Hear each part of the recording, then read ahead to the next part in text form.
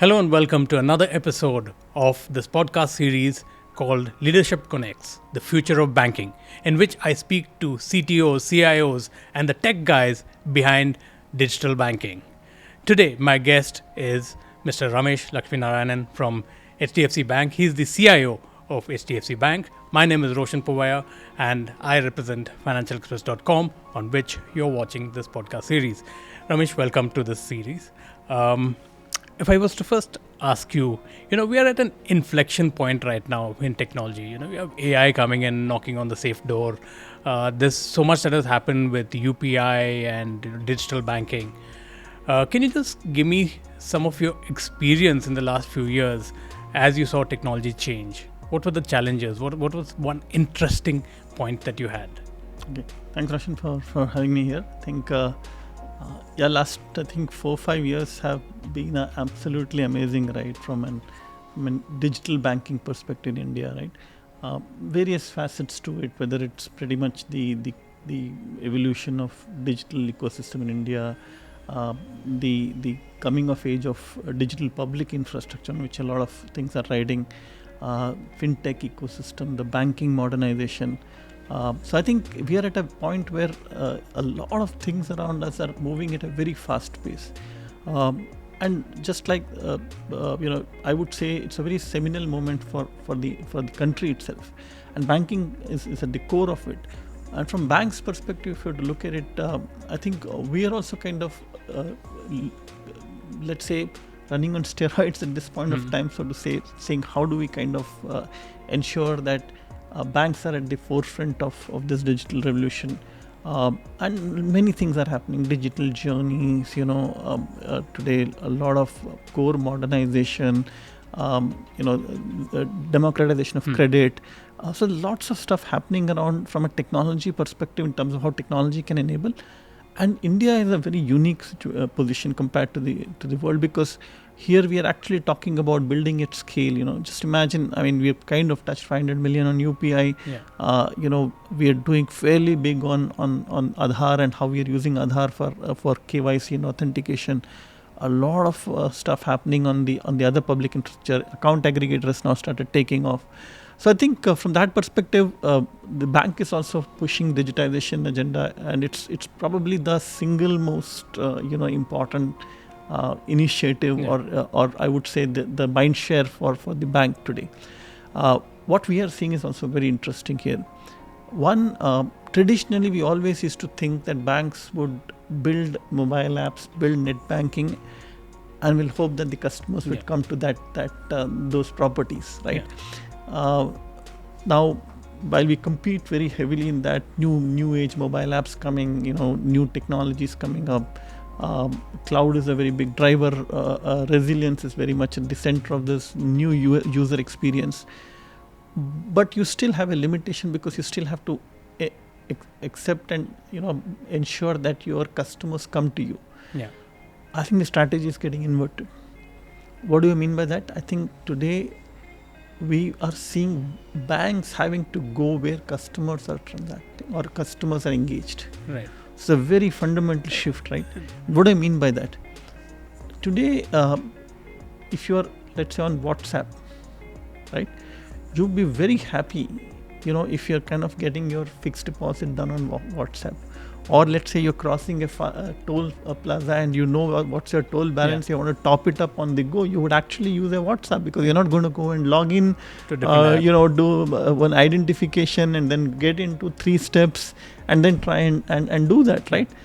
So the world is changing around it. Imagine the corporates. You're sitting in front of your HCM, your human resources application. Yes. And you want to you got promoted and you want to look for a loan, for a car loan. Why would you go to a bank journey? All your data points are already there. In fact, that delivery of the loan should be actually on the corporate website. I'll take this example a little bit more. Imagine an NRI sitting in UK and using an international bank application. But he wants to send a remittance to somebody in India. Right. And he doesn't want to log out and use another app. He wants to do it from that inside that international bank's app using an SDK. This is what is happening to the world, which means the banks have to go where the customer is already engaged. Do not expect the customers to come to bank. And we are running this in a very different way at HDFC Bank. We've introduced a new vertical called banking as a service, which fundamentally is driving whether it's corporate integration, whether it is your WhatsApp banking, whether it is your international banking. In fact, one of the biggest success stories that we've had in recent times, it's not spoken about. So we run a program whereby we connect with all the exchange houses globally. If you go to a UAE exchange, you go to Lulu exchange, go to Remitly in UK, you can actually go and do a remittance. And that remittance will actually run on HDFC Bank's API architecture, headless, but you're sitting in front of the exchange app or the exchange website, and you're silently sitting out there. So this is where I call it the bank going to the customer, and this is what we're calling as banking as service. And we've now very, very focused on figuring out how do we expand our reach to reach customers where they are more engaged. So this is one of the most exciting features. In fact, so much that our WhatsApp banking today, we're driving phenomenal numbers in terms of the registrations that we get. We do about 35,000 registrations a day, and our pace on the mobile banking has slowed down, or on the net banking growth has come down, because a lot of traffic has moved to WhatsApp banking. So this very clearly you can see that the customer doesn't have, and you have to be very, very intuitive about it. You don't expect all the customers all the time to come to you. You go where the customers are. That's interesting, because like on your mobile phone, it's limited real estate, and what app the customer is going to have on his phone is purely decided by the customer himself, right? Roshan, there are fintechs which are thinking phenomenally. I'll tell you an example. There's someone who came and met me some time back, and he said, look, what's going to happen tomorrow? It's crazy, but it could happen. That you only one mobile app that you build for yourself. So whether it's utility, whether it is banking, whether it is booking movie tickets, you have one app, and that app has your preferences, your personality driven in. In fact, I don't know if you know, there's a very interesting concept. One of the banks in South Korea does this very well. They actually put your own emoji, and they use that as a brand image across all their properties to the bank, actually. So these are things that are evolving very, very rapidly in this digital age. That's interesting. That's where technology is headed right now. Right. And of course, the last couple of years we've seen AI come in, and Gen AI and AI being used in different parts of the banking ecosystem also.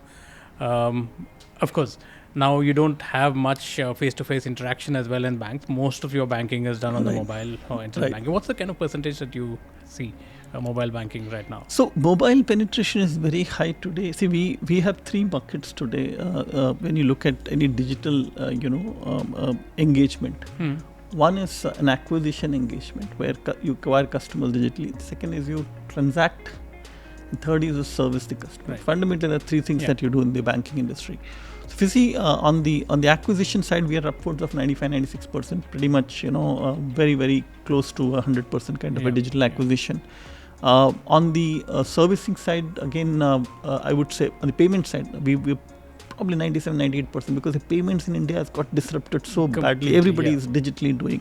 Services about 80%, and that's where we would like to kind of focus and see whether we can take that up to about upwards of 90-95%, because there is still an India which needs to be serviced through assisted mode, what we call.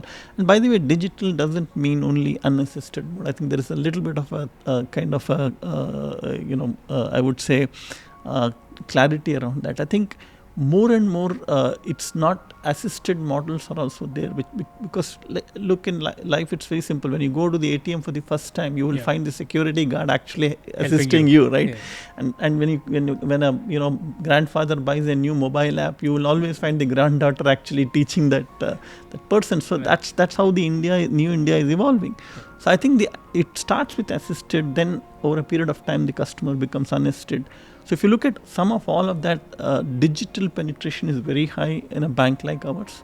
But at the same time, what goes behind the digital, which you spoke about, AI, Gen AI, I think that would drive, and the user experience itself. So there are there are 2 or 3 things that drive the digital experience, right? One is the user experience, because you have to start thinking like a modern age fintech, and it need not be only urban centric. I think we also sometimes kind of mistake it, saying a very good looking, great looking app, the experience for a rural guy might be very different. So you would have a segmented digital experience, very critical. Okay, so that's something that we are very focused on. Second is the data. What's the quality of the data? Because that's the AI and Gen AI will happen only when you have the right set of data. And banks are large enough, so they have a lot of problem to put the data together. So I think we're going about putting that together. And then, of course, we overlay AI and Gen AI. So experience, data, and of course, I missed out the API, which is a very critical layer for the bank to connect it together. So these are the 3 cornerstones on which your digital, platforms are built. But like as I said, the way we are looking at Gen AI, and since you asked the question, AI and Gen AI, just a little bit more, perspective on that. I think some of the industry guys have put it very rightly, and we follow this simple philosophy that AI is largely a left side brain kind of an activity. When it's analytical, predictions, probability, you would use AI. When you need to do narratives, when you want to talk, you want to converse, you want to write, you will use Gen AI. I mean, that's a fundamental problem. But before we do that, obviously there are lots of issues around, the fact that the governance has to be very tight. Because whether it's public data, hallucinations, biases, all of that stuff is coming through. So what we are AI has been, and just again give that perspective, the classical AI has been used for very long in banks. That's fraud management, early warning, risk management. These are areas where you already have have that. Gen AI is coming new. Some of the areas that you drive, for example, you spoke about how today's mobile banking requirement today, just again, let me just take that example. How much can you personalize? You can personalize to the level that assume you've taken a mobile app and somebody has viewed a balance. At the same time, you should be able to convert and see what's the insight on that account. And present a banner or a carousel which is specially tailored to. Which means today's expectation in some of the digital properties is that you can go to the hyper-personalization where every single screen is tailored to your needs. And that's the way you have to think about AI and Gen AI. So, and to create that, one of the other things that banks have to do is also enable data on the API layer. So when you're fetching the balance, you're also fetching the insights pre-cooked out of the data behind it and then pushing them together in the same channel. So this is the kind of stuff that bank is, and we're kind of very, very clear that this is how we are kind of going about in this whole structure of AI plus Gen AI. Right. So is that something that at HDFC you are building on in the banking space? And it's very, very important what you bought, because multilingual capabilities have to be at the forefront. So 2 things, for example, if you use our WhatsApp banking, you actually send a voice message and you can get things done today. Also, if you, for example, call our contact centers today, you could speak English, Hindi, some other languages. You can actually do English also. And this is an area, so this, in fact, bots are powered by AI. They're getting better and better now. So what we are doing, what we are seeing is that most of the bots today are driven by our own AI engines. But what we are seeing here is that some of the usage of the public infrastructure like Bhashini and all is happening very rapid pace. So I think it is extremely critical that voice is at the center of this whole discussion. In fact, there are other areas also. So one is just the direct customer interaction. We're also seeing some very interesting ones. For example, we do have a mobile app for our relationship managers in the branches. So when they go and meet the customers, it's very difficult for you to kind of remember what they have spoken and, just putting the notes back. Today they can just go on to the mobile app, they can say what they say and it gets translated into a nice summary note which they can... Meeting notes. Yes, and they can go back and again look at the notes when they have to look at the customer relationship and then kind of, work on that. So these kind of tools are pretty much coming in a big way. And I think voice is coming at the center of a lot of these kind of digital journeys, so to say. Right. But at the same time, every technology is also fraught with problems. Yeah. And I'm talking about, there's an increasing amount of fraud that's been happening, especially with AI generated fraud. I mean, you don't know whether it's a customer speaking or it could be anybody else, right? How are you trying to mitigate that? Yeah. So I think this is going to be a constant issue in terms of saying whether a particular person on the other side is genuine. How do you kind of look at Gen AI generated messages? I think the way to look at it is there are Gen AI techniques to look at, kind of overcome this. For example, a lot of AI modules today look at the light intensity and some of the other, paraphernalia around to take signals whether the other side is actually genuine. In fact, we do this in our video KYC, which is one of the important. So we do a live check API, which looks at some of the ambient light movements around it. And it's able to kind of detect, and that itself is powered by a Gen AI engine. So that's how this whole space it is evolving. If you ask me, it is still an unknown in a large part, because some parts you are able to solve for it, but as these frauds become more and more sophisticated, the prevention of the fraud techniques also have to be more sophisticated. So AI for AI is here to stay. Yeah, so it's going to be AI against AI. Yes. That said, I mean, the regulator also plays a huge role, especially the banking space. I think banking in India is one of the most regulated, even if you look at it globally. Our regulator is really, really strong. That said, is our regulator kind of playing catch up, or are they kind of stifling growth for the industry? How would you look at it? No, I think our regulators are probably on the front line. I mean, look at the kind of ecosystem that India has today. Yeah. Whether it is the UPI ecosystem, whether it's account aggregator rails, as ULI is coming up right now.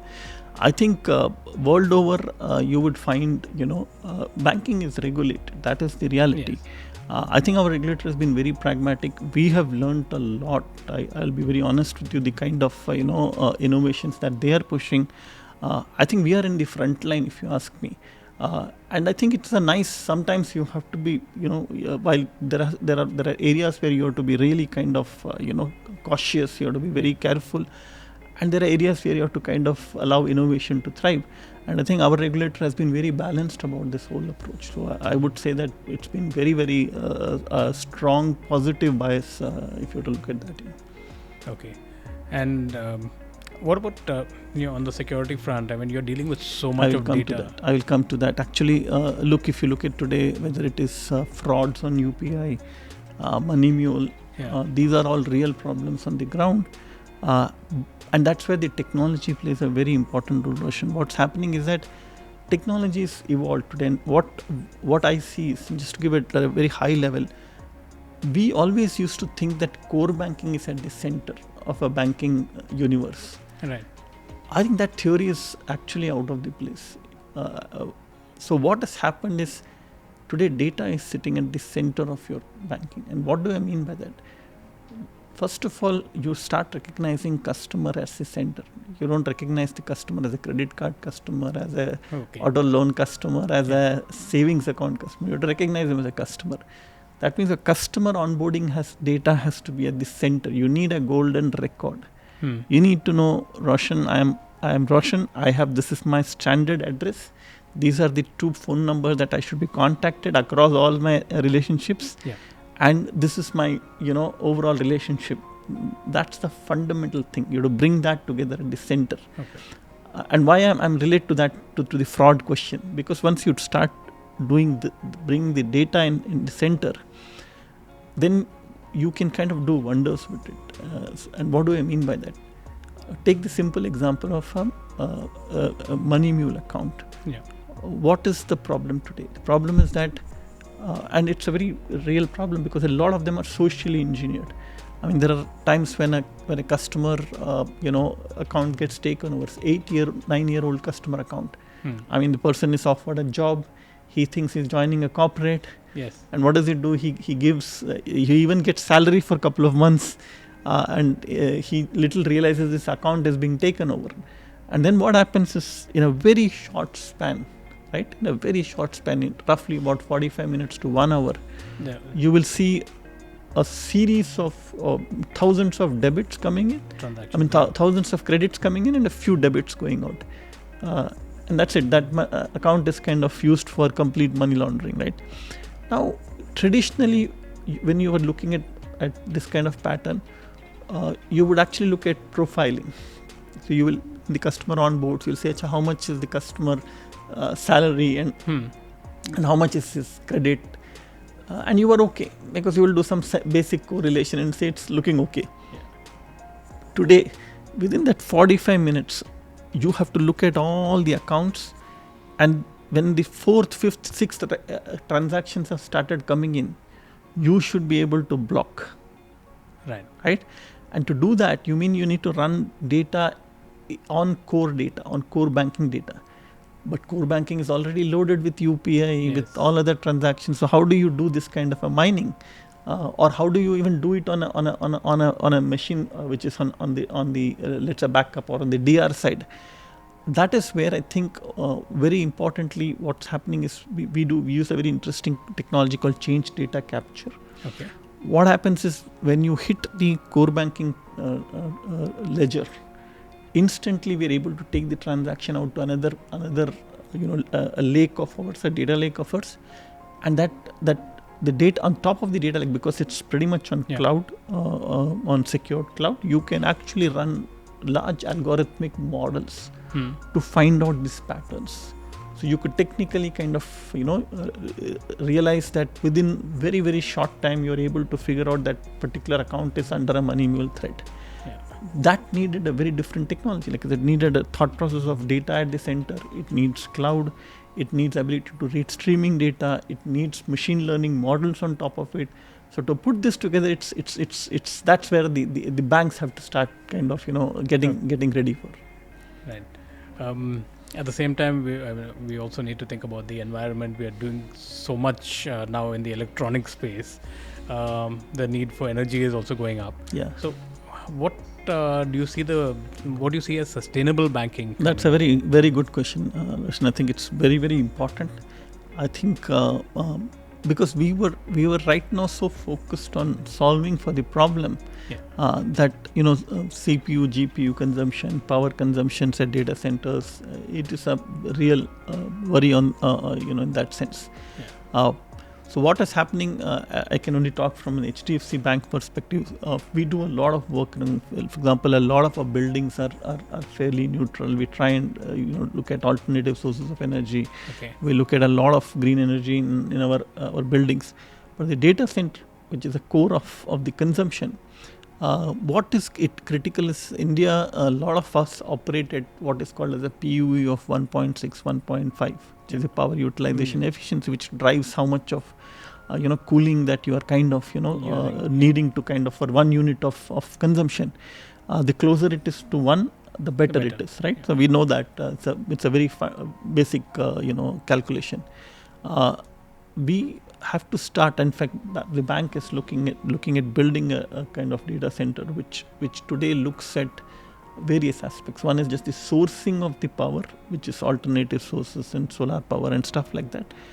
But how do you consume that power also in a responsible, which is where when you look at PUs of 1.3, 1.2, you need a very different thought process, which means you need to look at liquid immersion cooling, direct liquid cooling. All of that technology has to come through. So we kind of now we just floated an opportunity on the data center side, where we are trying to see whether our data centers can run at the PUE of less than 1.3, 1.4 kind of a PUE. And a lot of the energy to drive that is sourced from a green energy perspective. Okay. So while you expand your branches, you put your buildings and you see the electricity consumptions coming through alternate green sources, you also have to tackle for the core problem of data center consumption. So we are kind of seized of this issue on that side as well. Okay, that's interesting. Okay, then just one last question, and then we'll go into a quick rapid fire after that. Right? So banking is changing. You have a whole new generation of leaders coming into banking right now.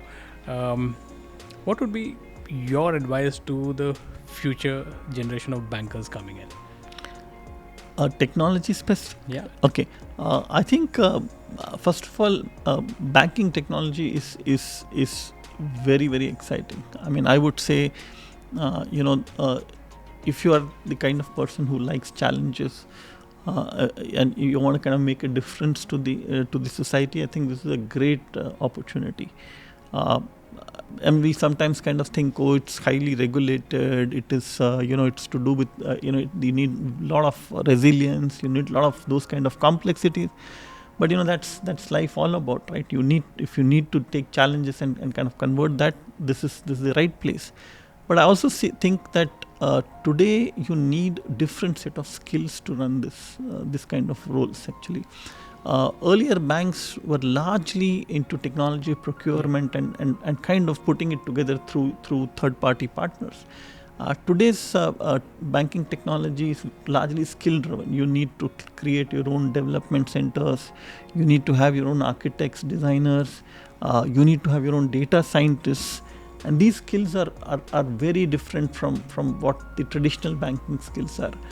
So I think what I would kind of say is, and then of course security, which is a very different aspects of banking security, for example, is probably one of the most challenging aspects because that's where most of the attacks happen, right? I mean, financial services. For everyone, I think that's the most important thing. That's the most important thing. So whether it is the kind of encryption technologies that you're dabbling in, quantum will come in a very different way. So those skills will be very different that we have to pick up. So I think today's banking technologist is a very wide kind of skilled kind of game. And I think you need to be on top of the skill matrix all the time, and it's competing probably with the best talent in the industry. If I look at cross industry today, I think fintech is probably one of the places where the best talent is coming through today. That's the reality. But I think as we see this, and Gen AI will be a huge game changer. I think today's youngsters, or if you have to kind of go back and tell them, I think the ability to adapt change and learn new things will be the key driver. Finally, it's very basic human fundamentals. But there is that's how it is. These are the two things that will drive the talent. Upskilling actually. Perfect. So now just shifting gears. Now let's quickly get into the rapid fire. Yeah, sure. 7-8 questions. Yeah. Whatever comes to mind. Ready for it. Yeah. Just go with it. Right. Okay. 3 people you look up to in life. Business side, family, anybody. Yeah, I think definitely my father, he's not there, but he was an inspirational figure for me. I do look up a lot to Satya Nadella from Microsoft because the way he's kind of, transformed the company. And I think if I have to look at somebody who just passed away, Ratan Tata was definitely a very big inspiration for all of us, from a humility and how does one person leave a footprint like that. In fact, that's my next question. One quality of Ratan Tata you'd like to imbibe? I think just the humility aspect, yeah. I mean, leadership is not about, it's just about being there at the back and taking care of people, right? So. Perfect. Your favorite book and one that you'd recommend that every banker should read? That's a tough one. I think if you have to ask me, I think I would definitely ask people to read Satya's book. Like I said, very, very, for me, it was inspirational. On the banking side, I think the HDFC Bank story is a very strong book. I would seriously recommend people to read that because it's one of the great startup stories. I mean, it's not necessarily that you have to go back and look for a startup in the last 4 or 5 years. Yeah. Here is a startup in 1995 that's competing in the top echelons of the banking. So, and that book is fascinating, actually. Okay. Quotable quote or maybe a line from a movie that you always turn to? Movie, okay. I think Amitabh has to be there. I don't think we can get away from that. I think to me, I think line वहाँ से शुरू होती है जहाँ से हम खड़े होते हैं. Good one. AI or human intelligence? What will guide the future of banking? Human intelligence. Okay. If you weren't a banking CIO, what would you be? If I was not. That's a good one, actually. I'm very interested in Bollywood music. Okay, so and all types of music. So I kind of go from Mehndi Hasan to Ilayaraja to R.D. Burman, in one go, and then to Carnatic music as well, Okay. So I think I would be dabbling into music if I were not a CIO of a bank. Actually. Okay. The first call that you would make in times of crisis? I think to my wife. Okay. Your ideal weekend plan, how do you chill? I think, like I said, it is an eclectic combination of all the music directors I spoke about on a Sunday evening, and with complete lights out. So. Okay. Back to the banking world, your favorite payment method? Credit card, UPI, what? Actually, I'll kind of reverse this out. It's actually tap and pay On mobile.